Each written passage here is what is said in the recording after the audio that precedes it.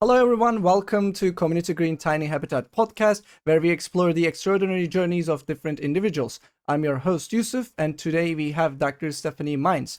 Dr. Stephanie Mines is the author of 5 books that reflect over 3 decades of research as a neuroscientist. She has investigated shock and trauma as a survivor, a professional, a clinical researcher, and healthcare provider.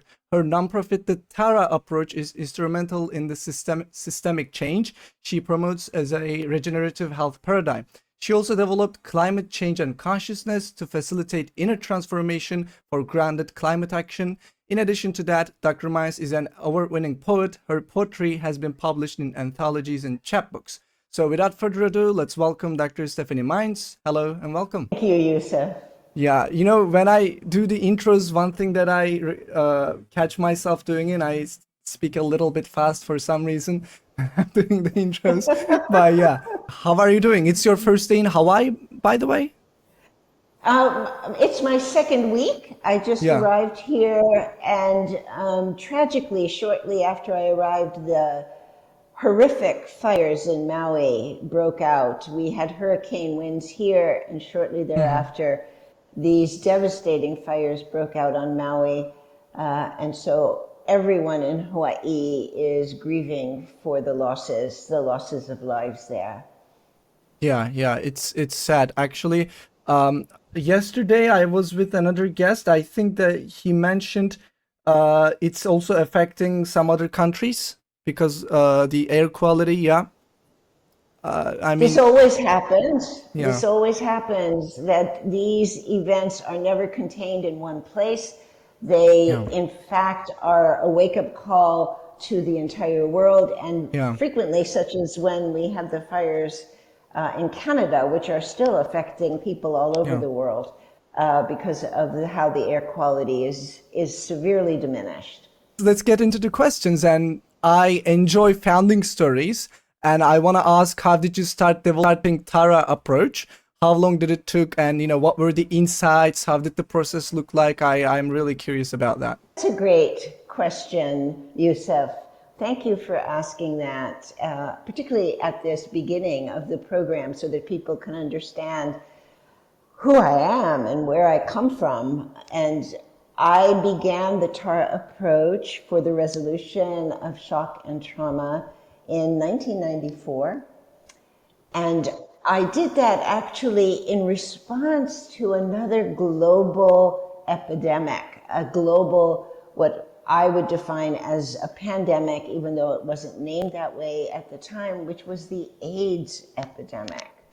So I was deeply moved by my clients and what was happening in the world, where people were afflicted by this horrific disease that was wiping out lives, and people were really victimized by the fact that they didn't have the proper medical support in the early days. And so I adapted what I knew, which came out of my own experience as a trauma survivor in my own home and in my own evolution, for people living with AIDS. And that's what initiated the actual organizational nonprofit development of the Tara approach, so that I could offer the resources that I had cultivated as a neuroscientist, as an embryologist, and as a survivor of sexual trauma. I adapted those resources for the AIDS community and could provide it without charge, because I founded a nonprofit organization. The Tara approach, when I looked at it, it looked a little bit complex. So I was more curious about what were the kind of insights, like how, what you're telling me, what's the reason behind it. But when was the time you said, okay, let's create this as a nonprofit organization. Let's create this as let's combine all of these techniques and do this, in a sense. I'm really curious about that insight. I love your curiosity, Yusuf.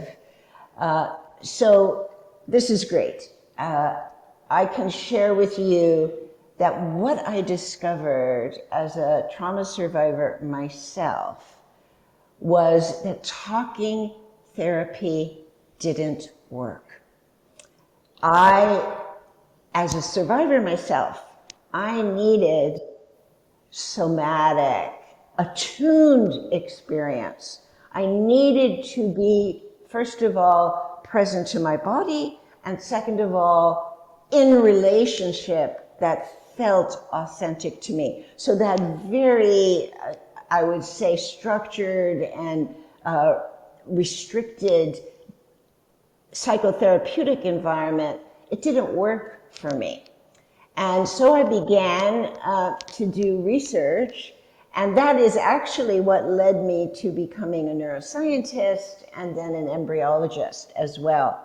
And I began to understand the mind-body connection from the standpoint of neurochemistry and neurobiology. And I began to realize that this quality of attunement or authentic relationship was not only a feel-good experience, a grounding experience, it was also a neurochemical necessity for the healing process. And then the second aha moment had to do with the discovery of energy medicine. So I was fortunate at a crucial time in my life as a survivor of trauma to encounter a wonderful woman who had brought this healing system from her native Japan to America, to the United States, where I encountered her, and she taught me a hands-on system that literally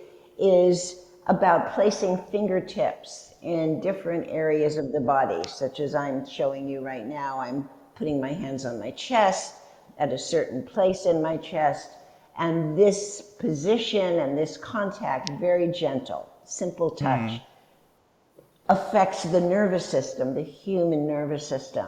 And in the use of that tool that she provided for me, I was aware of how my nervous system was reorganizing. I then discovered that that specific system is tapping into embryonic development. So it's going to the very origins of who we are as we develop in utero. So I had the capacity to reach into the source of traumatic experience from a physiological standpoint through this energy medicine system. This was absolutely revelatory. The scope of it, the combination of attunement and the awareness of how prenatal life shapes us, that combination was absolutely revelatory. And I had to assemble it into a system, and then I had to share it with other people. The enthusiasm, the kind of numinous quality of this awakening was irrepressible. I couldn't just use it for myself. It wasn't even sufficient to just use it for my family, which I did and still do. It had to be shared with the world. And so my degrees, my publications, my passion for sharing this awakening with others is ongoing and vitalizing. Yeah. Okay. Awesome. Then when looking into the web page, I frankly don't know a lot about tarot approach, so I know whatever is written on the web page, and it is clear in there that the tarot approach differentiates shock from trauma. So I wanted to ask, can you explain more about how these two concepts differ and what implications this differentiation might have for the treatment? Thank you, Yusuf. You are asking absolutely the best questions. So I am one of the few clinicians who emphasizes the differentiation between shock and trauma. And for me, that differentiation is in itself a product of my attunement to the populations of people that I serve. So let me explain the difference. Trauma, let me give you an example actually, so that it comes to life rather than giving you an academic distinction. So an example of trauma would be, let's say, right now in this conversation, suddenly we lost the sound. We weren't able Okay. to continue the conversation. The Okay. technology failed us. And that can happen But you, actually. that can happen, absolutely. And you are savvy with technology. My guess would be, just given what we've already experienced prior to going live, Yeah. that you would solve the problem probably in maybe 5 minutes, let's say 10 minutes maximum.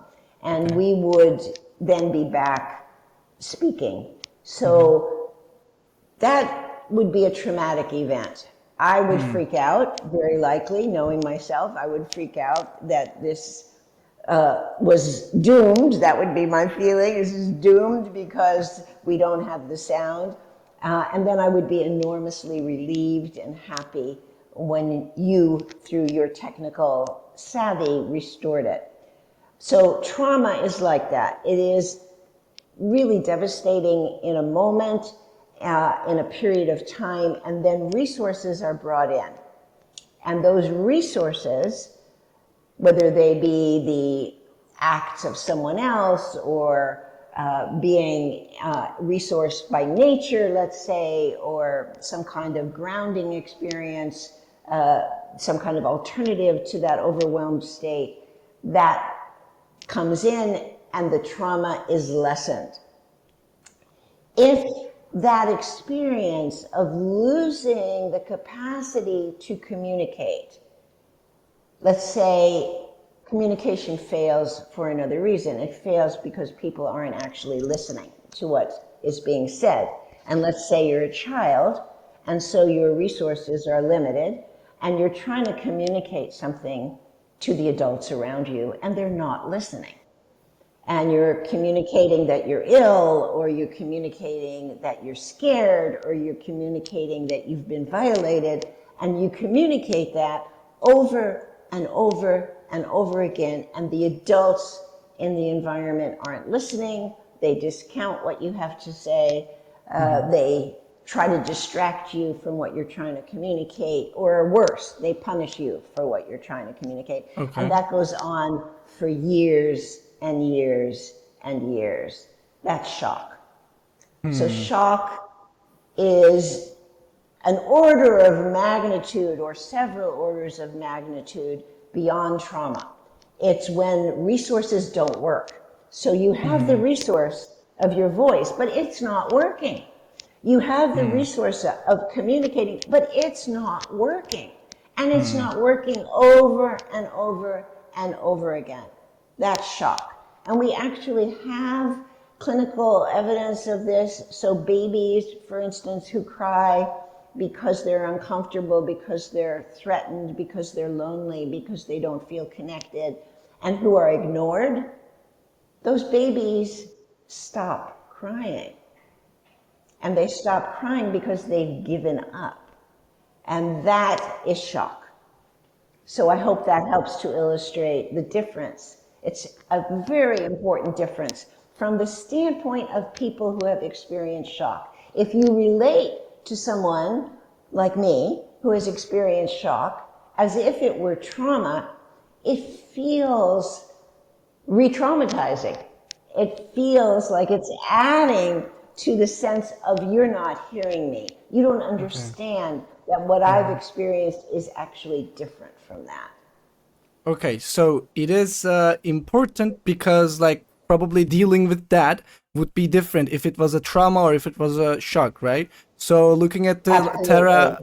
looking at the Tara approach, how this implications differs, or like maybe it doesn't have to just be Tara approach. If you know any other like how to deal with the trauma or shock, like what is the different implications of this? So in the Tara approach, what we do is we link, in every experience of Tara, we link these two components. And this relates, Yusuf, also to, I would say, climate shock, because many people are living with climate shock right now, including people on Maui, let's say, or people in Canada, as well as the people who are affected by what has happened, whether they're affected in their respiratory systems or they're affected in their emotional experience. Those people who observe or witness horrific events are also experiencing shock. So in the Tara approach, we always combine, first of all, attunement. So attunement means that I am able, because of my study and my preparation, I am able to really be practically empathic. In other words, my empathy has practical consequences. I can really be fully present to another person's experience without intruding my own experience. So in the Tara approach, we always combine attunement, that level of presence, with the understanding that we're with someone who has a history that began at the moment that they were conceived. So we're looking at someone who isn't just experiencing, let's say, this climate shock in isolation from their entire history, from the moment they were conceived. So that's true attunement. True attunement encompasses the entire scope of a person's life, and we are able to see that because of the assessment resources that I provide in the TAR approach. And it sounds complicated, or it sounds like it would be hard to learn, but you know something, Yusuf? It isn't. It's easy. It's natural. It's actually human instinct, which we've lost contact with because of this astounding manipulation of our lives through all the forces that I'm sure you know about. I don't know. I mean, many things come to mind, I guess. Our own biases, probably, and also other factors such as social media, other people, all that stuff too, probably. But okay, then, Exactly. Yes. Okay, so when I was looking at the webpage again, empowering individuals to be at the center of their healing process, right? That's also written there. So I was gonna ask, how does the Tara approach empower individuals to be at the center of their own healing process? Like you're in control in a sense. I don't know if I get it right, but when I was reading all that, I got a feeling like that you're responsible. Absolutely have it right. You've done a great job of really diving in. And you're pointing to something that is absolutely central from my standpoint, that in experiencing the TAR approach, the intention is to transmit to the individual their own agency, their own capacity to carry on this healing dynamic without the practitioner.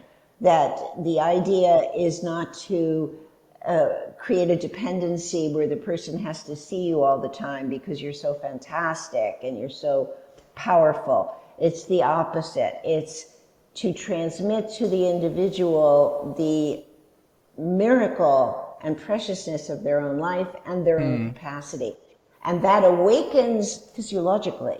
That awakens through the applications of the energy medicine and also the awareness that comes through uncovering embryonic intelligence or original brilliance, which is cultivated in all Tara approach awareness, all Tara approach sessions. Once they learn, can they do themselves then? Like, can they? Yes. Yeah. Oh, okay. Yes, absolutely, absolutely, and share with others also.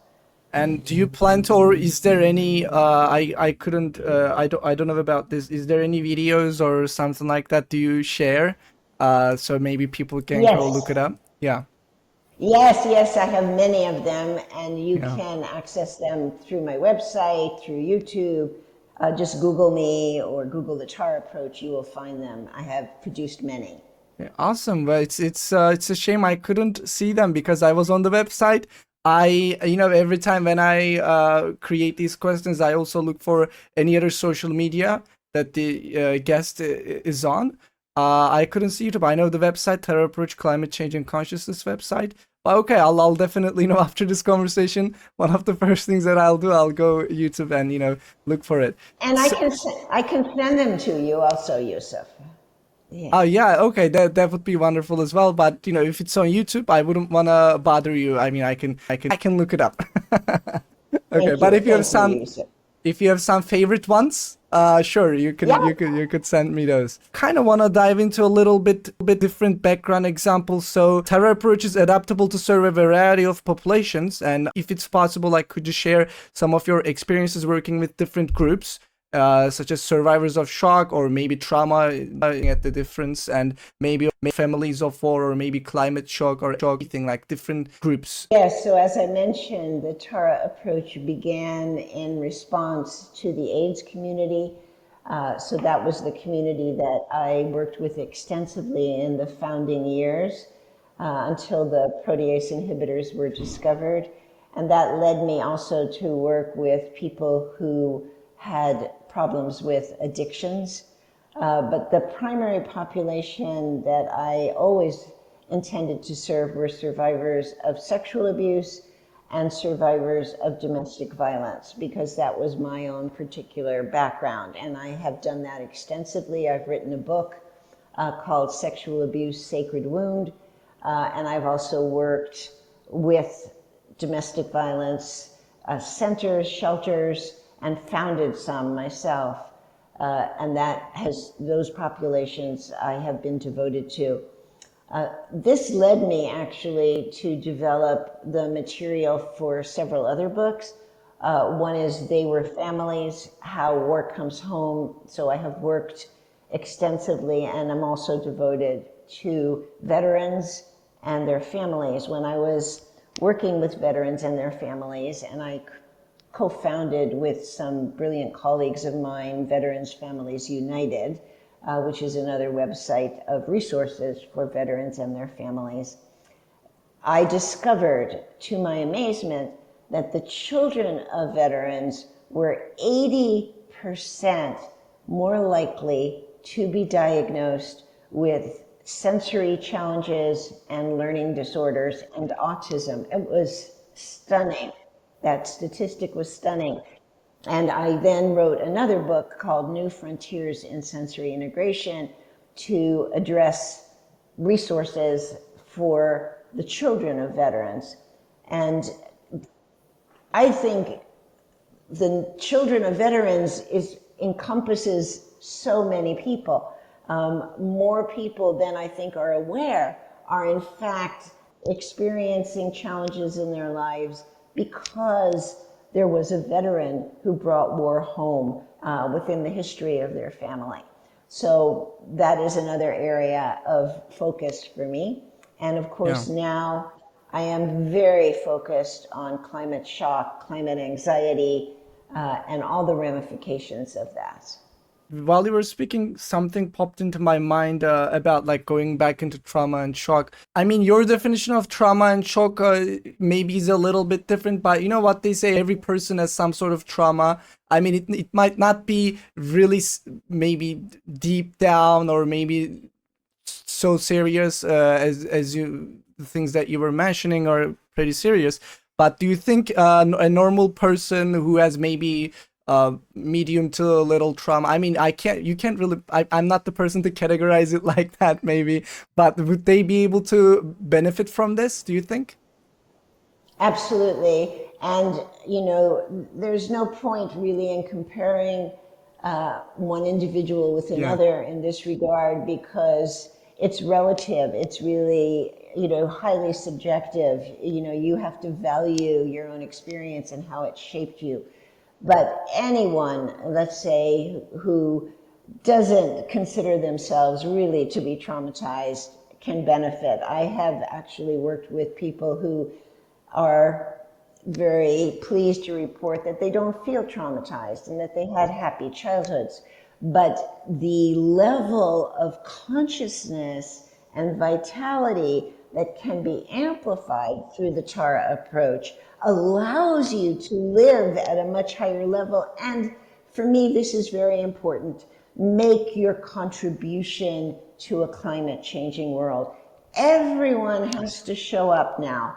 That's the beauty and necessity of these times. And how we show up is entirely the product of our unique assembly of gifts. And that's what the Tara approach does ultimately. It awakens you to the power and abundance of your giftedness. Yeah, awesome, awesome. Okay, I'm happy to hear that. I wanted to clarify that also on the episode because maybe many people who are watching this they don't count as themselves as in shock or maybe that much traumatized, but still there's a lot of benefits for them as well. I'm very happy to hear that. So continue on that, maybe could you share a standout success story from your work, a situation where you felt the Terra approach made a significant impact on a community, on a person, or maybe on you, or anybody. Yeah. Beautiful. Many stories come to mind. Let me start with one that has to do with the AIDS community that I served initially when I founded the TAR approach. So one gentleman came to work with me at that time, and he was an individual who had serious addictive issues, and not only had AIDS, he had other physical diagnoses that were quite severe. He even had cancer at one point, and he was called hyperactive, ADHD, so he was in despair. And he began to work with me and also to study with me, because that's part of the empowerment, is that people are motivated to learn more. They have a good response to a Tara session, and then they want to know more. And that's why I've created a training program and a certification process, in response to all of that. Mm-hmm. So this gentleman not only recovered his mental and physical health, he had previously been unemployable, and he is now, I'm still in contact with him.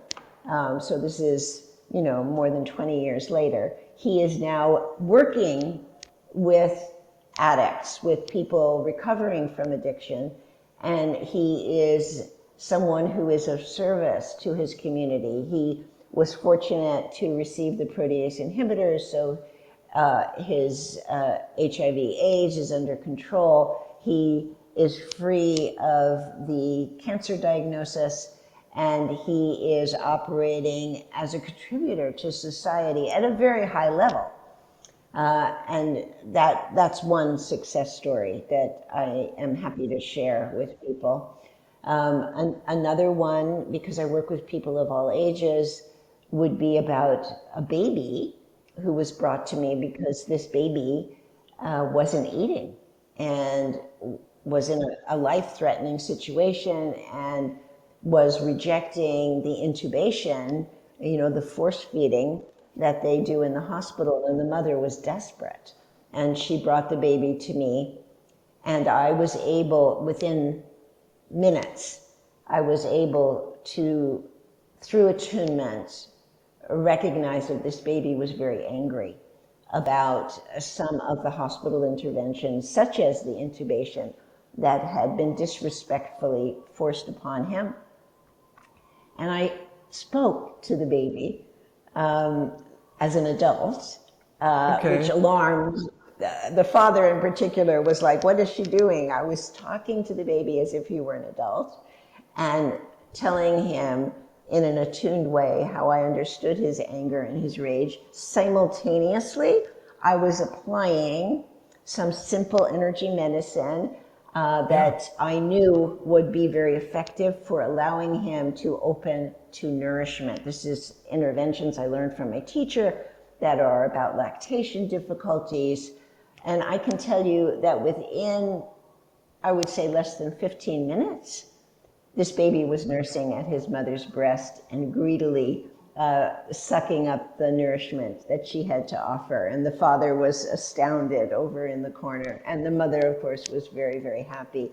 And I want to say, just as a post note to this, that through serendipitous circumstances, I actually saw this baby when he was a 10-year-old child, and he was Awesome. chubby and healthy and enjoying his life. So that's another Yeah. success story. Okay, I mean you've been working on this for a while. I'm sure there are many. I mean, I just wanted to hear a couple of them, and yeah, that's wonderful. One thing that I'm wondering after hearing all this, what's your kind of routine like? Do you do meditation? Do you do is also I'm kind of curious about your spiritual practices if you have any. Yeah. Yes, thank you, Yusuf. I've studied many spiritual practices. I was born into a dysfunctional but nevertheless Orthodox Jewish family, and I was quite devoted as a child to the practices of Judaism. I evolved from that for a variety of reasons. I became someone who was seeking other spiritual resources, and I have explored Hinduism, Buddhism. Um, I recently have been reading the Quran, and I also have great respect for Christianity and for Christ and Mary Magdalene in particular. And so what I do now is a synthesis of those spiritual quests, and I consider my energy medicine practice to be a spiritual practice. So I get up early in the morning, and I do these practices. I do yoga. Yeah. I also do energy medicine practices, the treatments on myself that I need. And there are ways to understand what you need that I teach people. It's a pulse Mm-hmm. listening, a diagnostic that I teach in the Torah approach. So that allows me to treat myself as I need it in each instance. And then I also write. I'm a writer. Yeah. And I would say writing is one of my foremost spiritual practices. I've been doing it before I learned anything else, and since I could write. And so those are my morning routines. And I'm meditating as I'm doing all those things, really. I'm meditating when I'm doing yoga. My yoga practice includes meditation.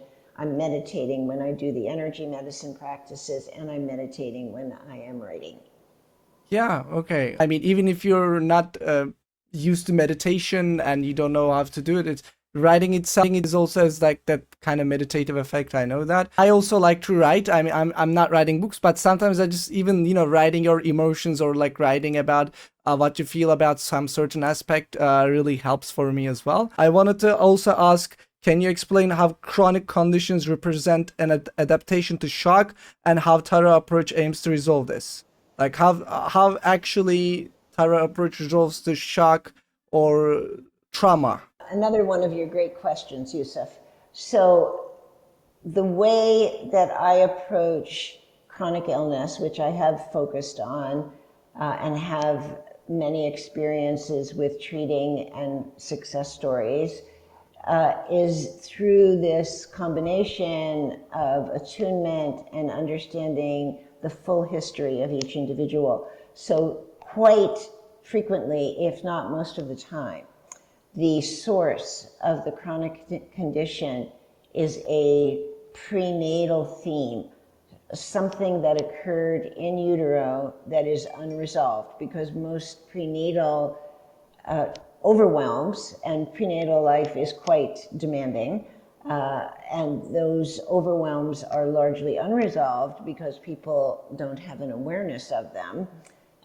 When those are brought into consciousness and made evident and a resolution is proposed, something shifts significantly and basically fundamentally in Mm-hmm. neurochemistry, and I would say even in the genetic and epigenetic relationship to Mm-hmm. what genes are turned on and which genes and which genetic expressions are turned off. So literally through the resolution and the repeated enforcement of that resolution of very early precognitive shock, the entire relationship to genetic expression changes. And then when you sustain that, particularly through the energy medicine practices, you get a regenerative experience of your own physiology. And it's without doubt, it is ongoing, and it evolves into a quality of buoyancy and presence that is absolutely sustainable. I also want to ask about climate change and consciousness initiative, right? Because we also mentioned that in the intro. And can you also tell us more about the climate change and consciousness initiative that you've developed? How did you start developing it? That's also more of the founding question. I think you're more focused on approach. That's what I gathered. But still, I also would like to hear the how did you develop the climate change and consciousness initiative, and how does it facilitate inner transformation for grounded climate action? Beautiful. So I developed climate change and consciousness through an inner directive, really. Some would call it guidance. I felt almost instructed by forces that appeared to be outside of me to create it. And I can assure you that in those initial days of developing climate change and consciousness, I really thought I must be crazy for taking this on, because it was so demanding. And it began in 2019 at a major gathering in Scotland at the Findhorn Foundation, which sadly now is closing down. But this was actually the last conference on the grounds of the Findhorn Foundation in northern Scotland. And this gathering drew to it incredible voices such as those of Vandana Shiva, Bill McKibben, Polly Higgins, may she rest in peace, and others of that ilk. Shutikat Martinez, who founded Earth Guardians and was one of the spokespeople for the Children's Trust, which just won a major case in Montana that gave the result of declaring that children's constitutional rights are being violated by the ways in which governments fail to address climate crisis. A monumental achievement in legal history and for the world. So these people, such as the ones I've mentioned, were the lead speakers, along with myself, at Climate Change and Consciousness. And out of that, the global community, so there were 400 people on the ground, which was the maximum that could attend at that Findhorn community. And then there were the same number, if not more, attending online. And so I have sustained that community. And it is a community of dialogue. It is a community of sharing vision and implementing those visions. And one of the most important outgrowths of climate change and consciousness was walking the land. And walking the land was created by the indigenous people at Climate Change and Consciousness. So we had indigenous representatives from Australia, from the Amazon, from Latin America, from all over the world. And New Zealand was represented strongly through the connections that I have with the Maori people. And these walking the land initiatives are initiatives of regenerative agriculture and eco-restoration and increased biodiversity and bringing resources to counter deforestation. All of that is being sustained through climate change and consciousness. Yeah, and they're all still active, right? They're all still active.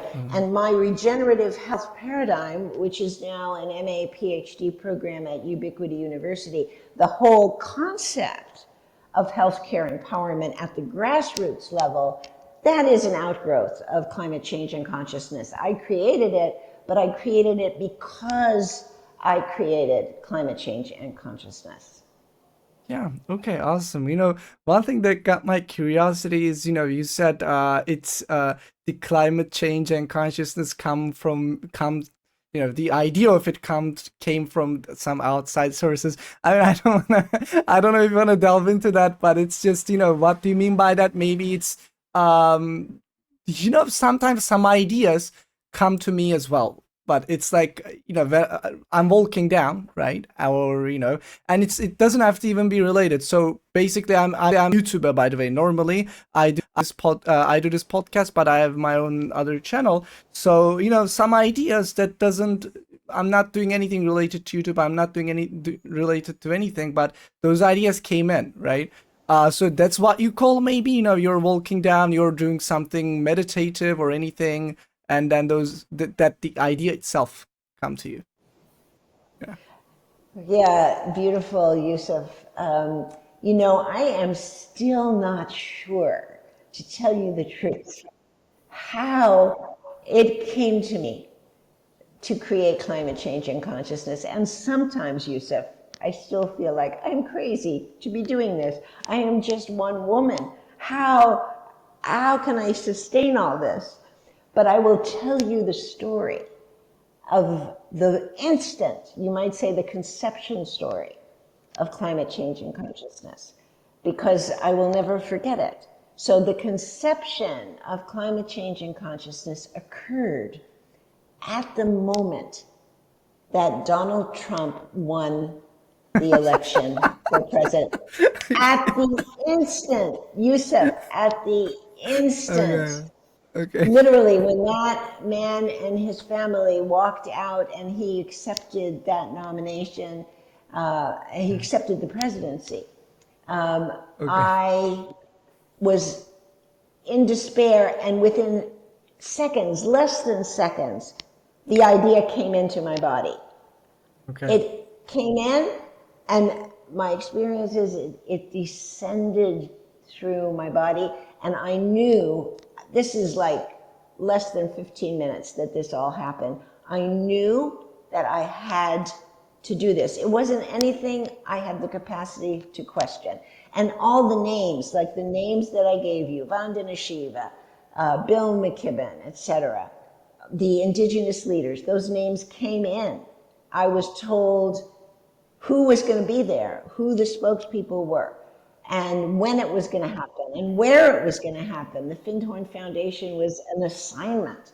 And what unfolded after that was much more complicated, but the download, you might say, the descent of this guidance was quite thorough. And I can tell you, Yusuf, this didn't come from my mind because my mind is a poet, really. It doesn't think this way. It's not structured and organized like this, because this was instructive. It was do this, do this, do this, do this, and sign on the dotted line, and you don't have any choice. I'm just being completely honest with you. That's exactly how it happened. No. I mean, a couple of years ago, for 5, 6 years ago, I was really materialistic and scientific in a sense. But I still like science. I still like reading popular science and all that. It's just that I was too materialistic, right? If you were to tell me that 5, 6 years ago, I would never believe you. Now I'm more open to these, but I understand that it's hard for people to believe this if they had never had a reference experience. I mean, I personally didn't, but I spoke with a lot of different people in a lot of different, I mean, similar to this, not exactly this, but I believe you. That's all I can Thank say. you.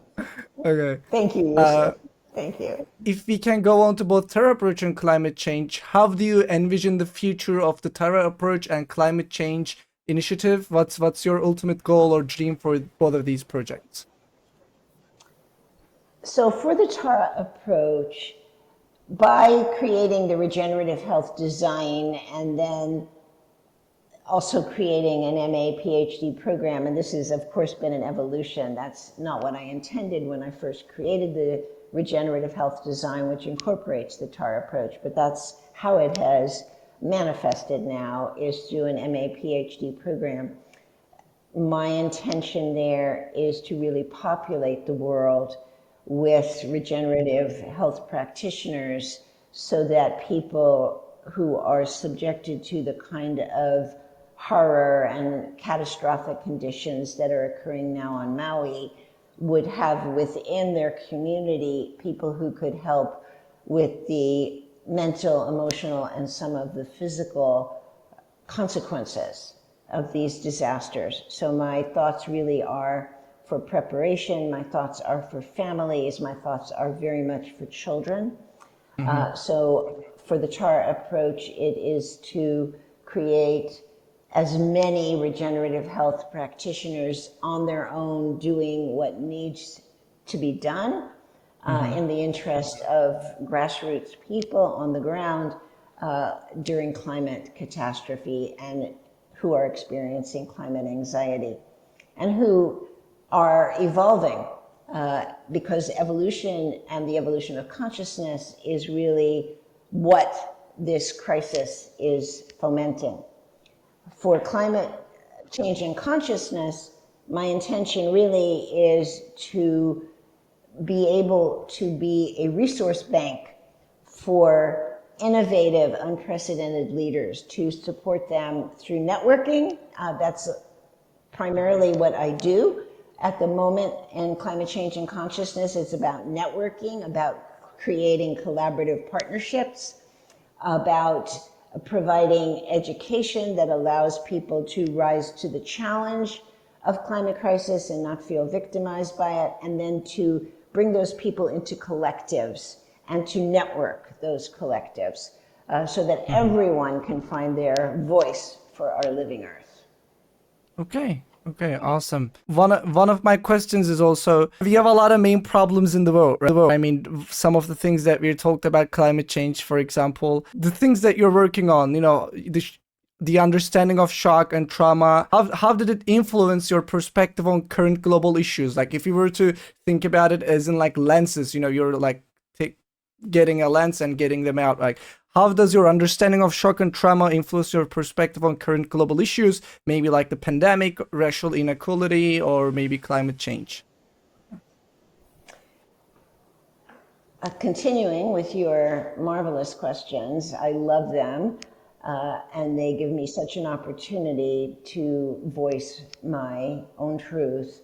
So I see climate crisis and global issues, all of which I believe are related to climate crisis, as a call to evolve consciousness.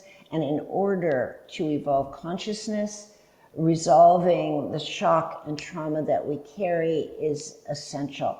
So I see the struggles with climate anxiety as the cumulative effect of unresolved shock. And I also see these global issues, which I'm telling you, Youssef, frequently put me into a state of despair. But the difference is that I don't stay in despair very long. And so I am also dedicated to providing resilience, buoyancy for people who are able to be innovative leaders like me, people like me, people who are on the ground, who have a real intention to be of service, who are not interested in magnifying their star status, and being gurus, but who are really interested in putting resources into the hands of people on the street, on the ground, on the land, families, children, to giving those individuals the capacity to be resilient so they don't burn out.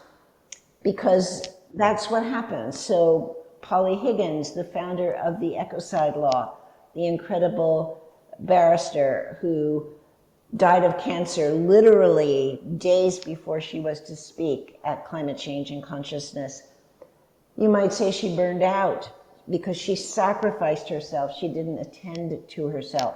So the balance between self-care and service, it's one that I juggle every single day of my life. And I am grateful to say that I am able to sustain my buoyancy through that resourcing of myself that I offer everyone else.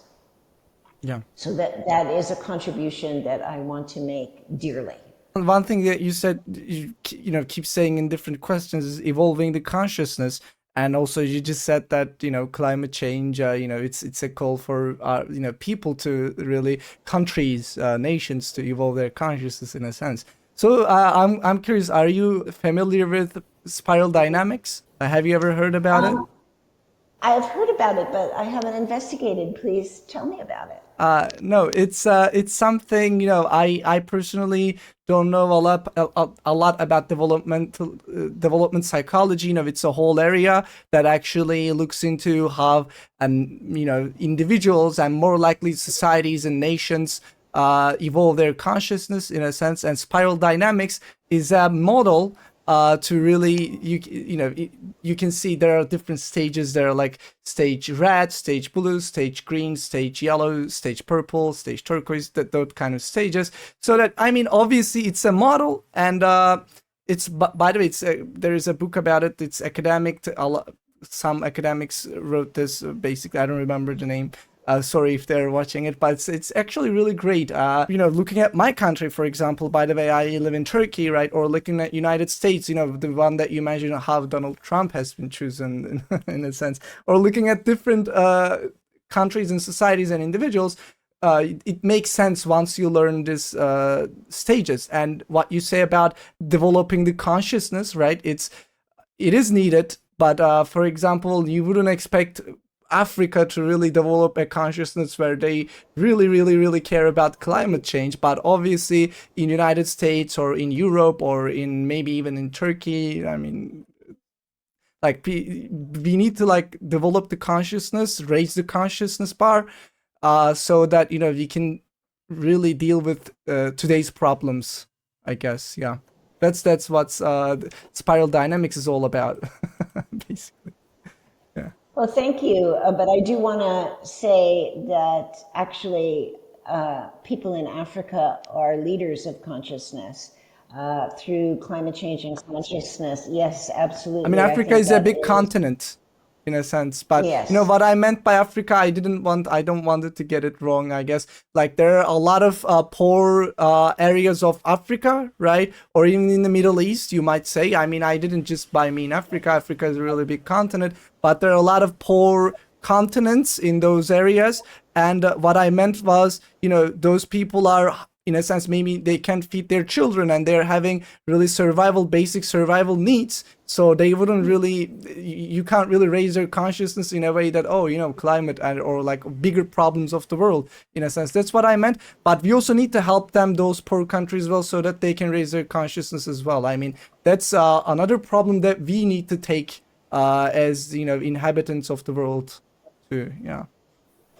Yeah, I just want to add, and this is awareness that has come to me through climate change and consciousness, that leaders of consciousness also live in those countries, in Africa and in the Middle East. And for instance, through climate change and consciousness, we have Walking the Land Africa, and the way that consciousness is evolving there is through the regenerative agricultural actions that by combating deforestation through creating food forests, through creating ways in which the people can sustain themselves, they are actually reclaiming their cultures, which are highly evolved in consciousness.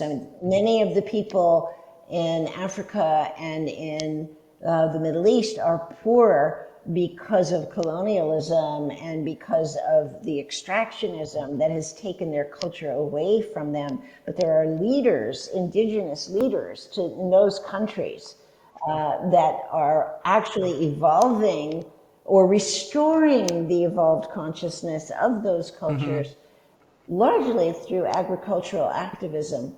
And those individuals are teaching through climate change and consciousness. We are not offering a program with Dr. Usman Ali Pram at the moment, but we have in the past and we will again. He's an example. He is in Senegal and he has created an organization that is specifically dedicated to this evolution of Yeah. consciousness through regenerative agriculture. there's individual level, there's society level in a sense too, so that's what I meant really, but I understand your point. Obviously, there are a lot of individuals in different continents of the world. It doesn't matter, like there's always going to be evolved or looking forward people, that's for sure. My last question is, and I ask this to every guest, so could you share any books, authors, or thinkers that have profoundly influenced your work and worldview? Ah, wonderful. Well, I already mentioned Vandana Shiva. So I would say that everything that Vandana Shiva has written and that she does has had a stunning impact on me. I am now really researching indigenous systems that lead to regenerative consciousness. And I'm reading an assortment of writers, mainly women, who have maintained the cultures of their people. The scope of those teachers is quite vast, but they're, I would say, in the lineage of Vandana Shiva.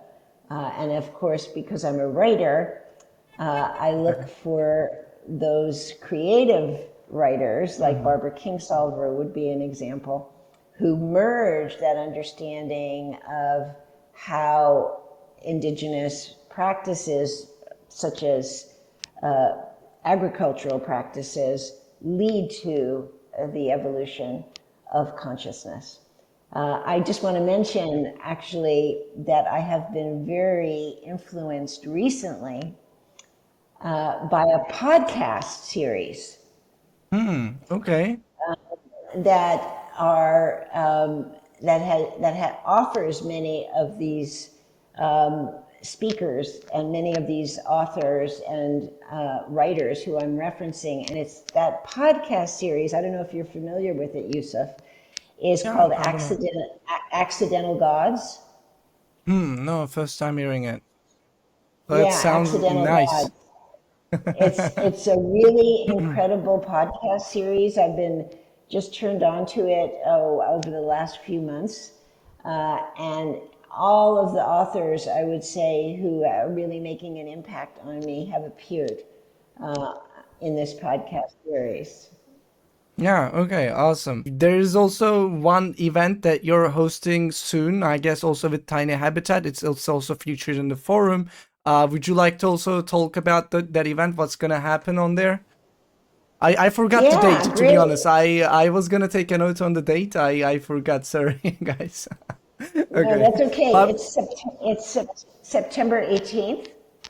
yeah, okay. And this is a great program. I really hope everyone listening can attend, because I designed this program specifically to awaken the elements of nature within the participants. So that's one of the stellar qualities of the energy medicine practices that I share, which I will be focusing on in this program. When we do these energy medicine practices, we not only contact our original brilliance, we also contact the elements of nature that live within us and that are formative for us, that are part of our embryogenesis.